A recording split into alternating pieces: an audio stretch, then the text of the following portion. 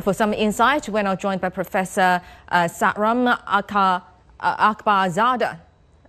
He's the director of the Middle East Studies Forum at Deakin University in Australia and a senior fellow at the Middle East Council on Global Affairs in Doha.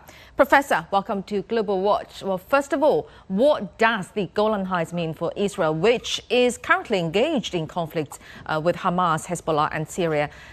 Does the international pressure have any influence on Israel's actions? Thanks for having me. Israel obviously sees the changing situation in Syria as very concerning. They are concerned that the new leadership, HTS, would use the military hardware and turn it against Israel. So they're trying to take preemptive action against Syria. The problem is that this is a threat in the future. There has been no indication that the HTS is going to engage Israel, that's going to attack Israel. So this is a prediction of what future might look like, and Israel is taking action and also consolidating control over Golan Heights, because that's a strategic location, and whoever controls Golan Heights can really dominate the adjacent territories. Golan Heights is about 60 kilometers away from Damascus, so it is very concerning for anyone in power in Damascus to have Golan Heights so dominated by Israeli government. Right, and as you said, Israel attacked Golan Heights with a lot of uncertainties, uncertain outcomes. And then what does Israel gain by attacking Syria so strongly? Well, I think, as I mentioned, this is an attempt to prevent any potential challenge emerging in Syria against Israel.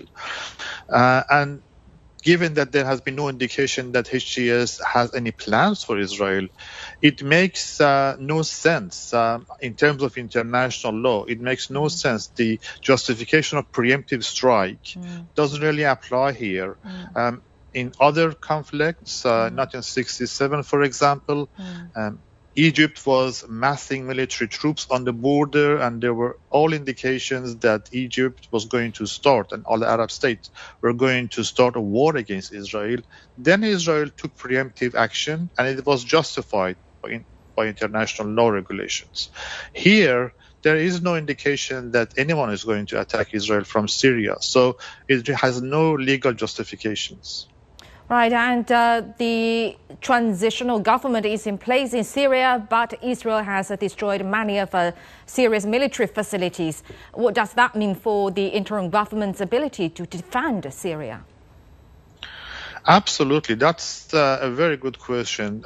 Israeli action is really undermining the ability of the new government, HTS, to exercise control. It is creating chaos, anarchy, and really undermining the ability of the new government, HTS, to really exert control and bring some level of order into the country.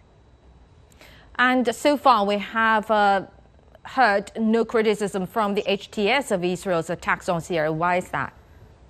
That is very surprising indeed, given that Jolani himself hails from Golan Heights. That's where he gets his name from. Predominantly, I think the new government, HTS, is concerned about internal affairs in Syria. There are so many big challenges that they need to address. They need to exercise control over the whole country. As we heard, there are still Islamic State fighters present in Syria. The Kurdish territory shows no sign of accepting legitimacy of HTS, so there's going to be a big issue to negotiate, discuss. There could be perhaps conflict. So there are so many internal challenges that HTS needs to address first before they can even think about what's going on in Israel. Thank you. Thank you very much, Professor.